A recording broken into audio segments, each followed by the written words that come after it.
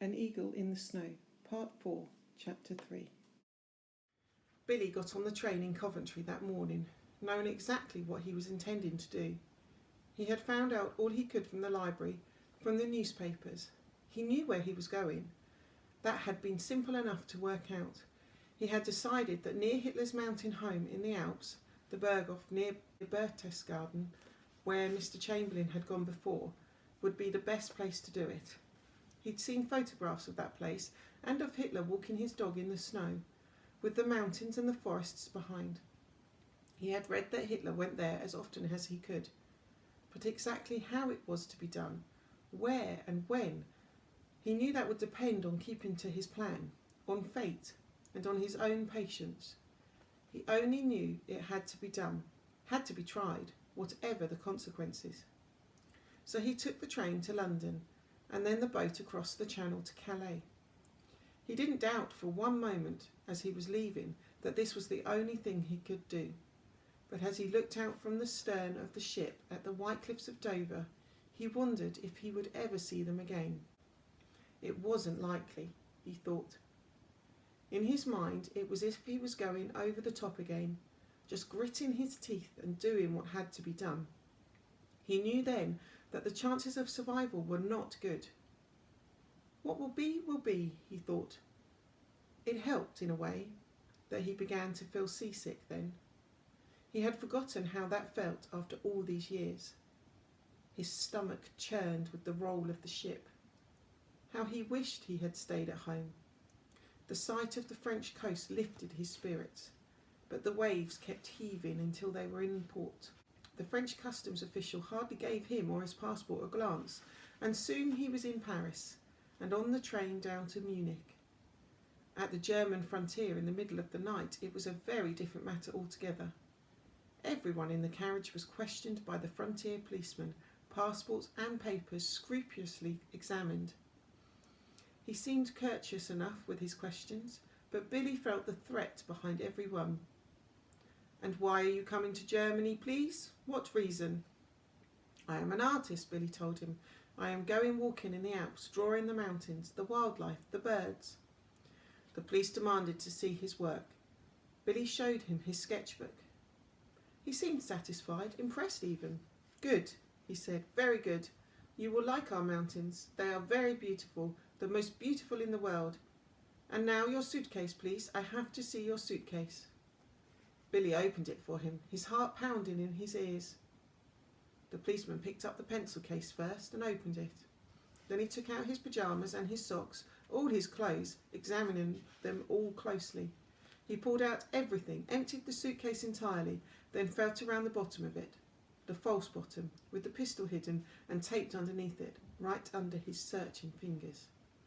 Time itself seemed to slow during these moments, so that the moments became minutes.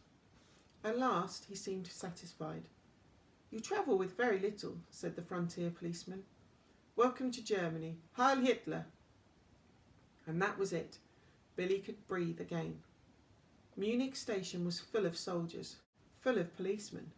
So many people seemed to be in uniform, even some of the children too. There were swastikas everywhere, worn as armbands, hanging on buildings. A military band was playing somewhere, the thumping of drums and clashing of cymbals echoing round the station. Drums of war, Billy felt. The more he looked about him, the more he could see that this was a country making ready for war, on the march. It only confirmed in him his determination to go through with what he had in mind. He didn't stay in Munich any longer than he had to. He could feel there were watching eyes everywhere. From Munich he caught a bus to the mountains.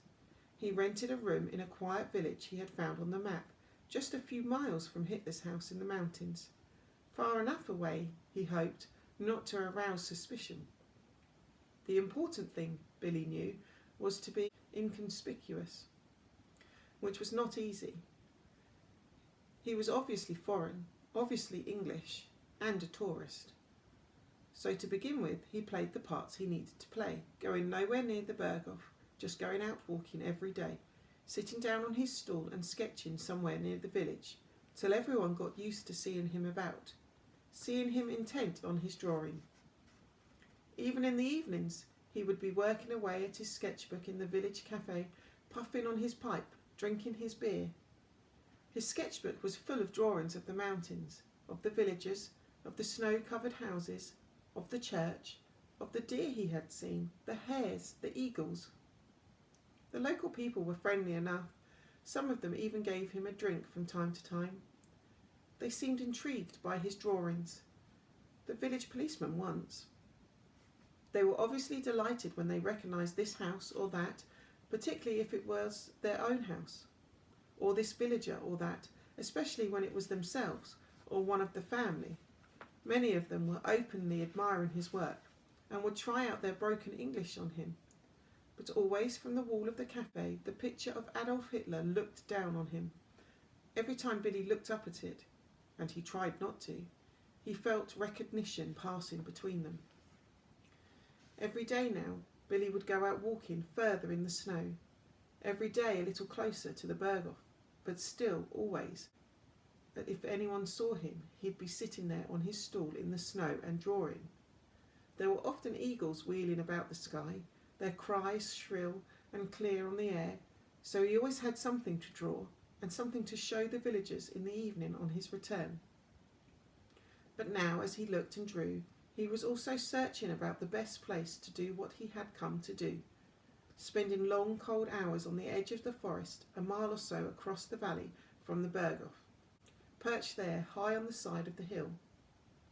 The house was bigger, grander, more imposing than Billy had imagined from the photographs he had seen of it.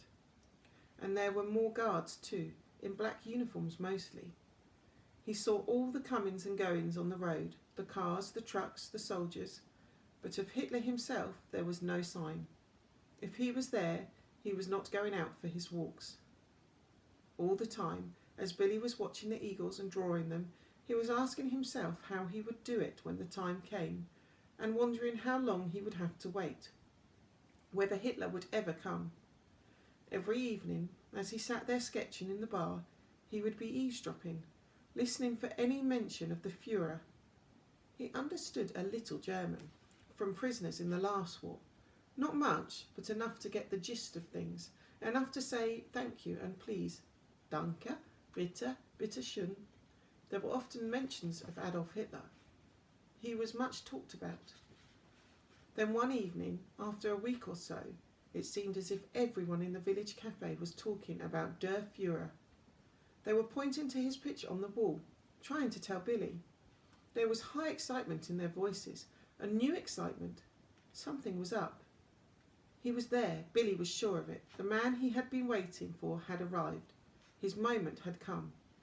It was time.